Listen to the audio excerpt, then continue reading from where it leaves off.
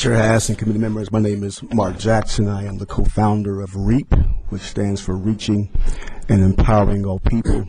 Today I stand before you as a member of the Education Committee for PALF, Portland African American Leadership Forum in Portland, Oregon, a network of African American leaders in the Portland area and advocates. Real quickly, two things stand out today to me. 69%, that number is our current graduation rate. $3.1 billion is the estimated lost wages of 2012 of those who dropped out. And they believe that this is an opportunity to change that. PALF has been in conversation with the governor and his staff on a series of issues, one specifically this Minority Teachers Act. And our whole goal is to look at the inadequate placement of minority teachers in school districts where there is a high representation of minority students, even less adequate reporting of this as required by the statute back in 1991. PALF has sought an executive solution with the governor to examine this issue. Having learned of this new bill, SB 755, and the opportunity for an amendment, this is the best course of action. As a group of academics, researchers, school teachers, and direct service providers, we can speak to the importance of a diverse teacher workforce for a diverse student body.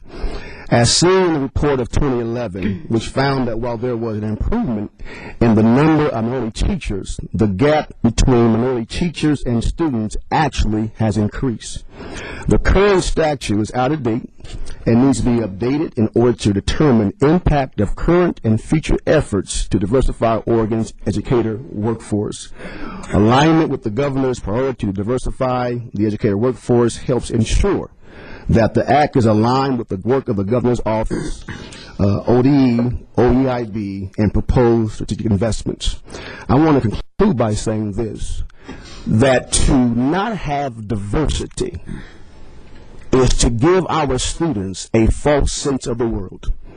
Oregon has changed drastically. I am a native of Oregon, Portland. I'm 42 years of age. My first teacher of color was when I was a junior in high school. And the work of PALF in the Portland area and our partners, we have a common response from our community is, do we belong? Do we have relevance? Do we have a voice? And one of the keys to ensuring a viable future for Oregon is to ensure we have competent, culturally competent teacher workforce in our classrooms, empowering the mindset of young people to let them know anything is possible. This bill is not just good for Oregon. This bill is good for the future of Oregon and for the world. Because what we're doing is we're preparing young people to be competitive, competent, and also courageous to compete in a global market, and to continue down this pathway of showing students a false sense of the world is a detriment to our economic growth and our innovative capacity toward the future. We need this bill to move forward.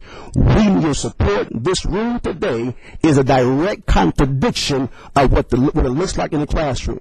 And we have to change that and recognize that Oregon's value in this way. Our value and our asset is diversity. And the more we are inclusive, the more our value goes up.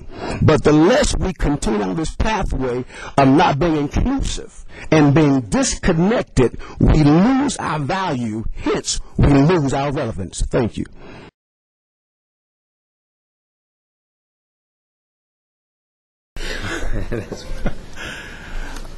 Thank you. Thank you, Chair Haas and members of the committee. Haas, I always do that to your name every time, don't I?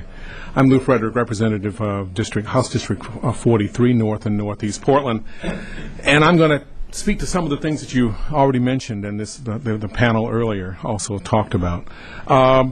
Senate Bill 755 is a revision to the Minority Teacher Act of 1991. Now, that act had laudable goals, and goals that in over 20 years we have not come close to meeting.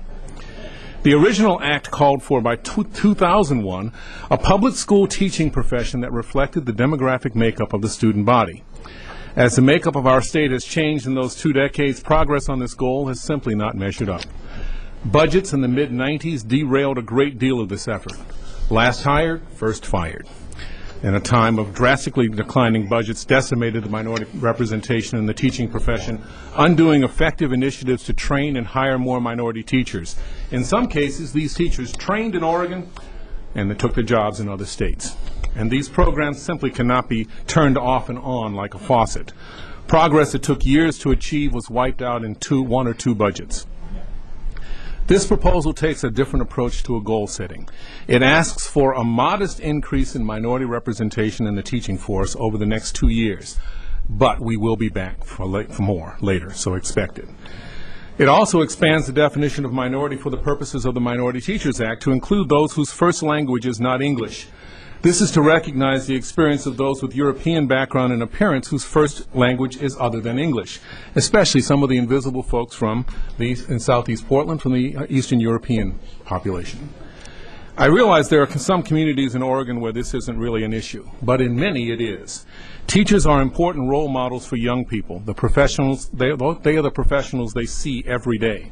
Children draw their own conclusions when they don't see their home communities represented among these professionals. The destructive power of the suggestion that professionals come from only other groups, that cannot be overstated.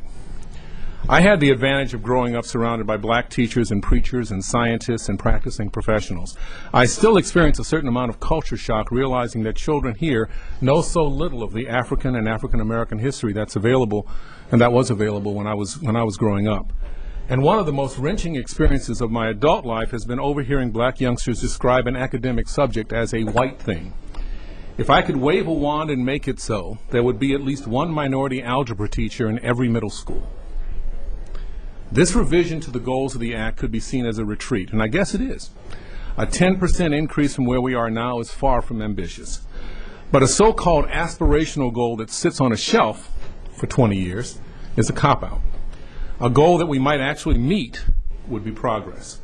We've had over 20 years with the previous goal, and the long-term commitment it requires has always been trumped by ongoing budget emergencies. My hope in supporting this bill is that we will get serious about making this happen. There are 2 other aspects I'd like to point out. One is I think that children are cultural anthropologists. They're trying to figure out where they fit in a culture. And if they don't see people who look like them doing various things, they don't think that they fit in at all. The second thing is this is not just for minority children.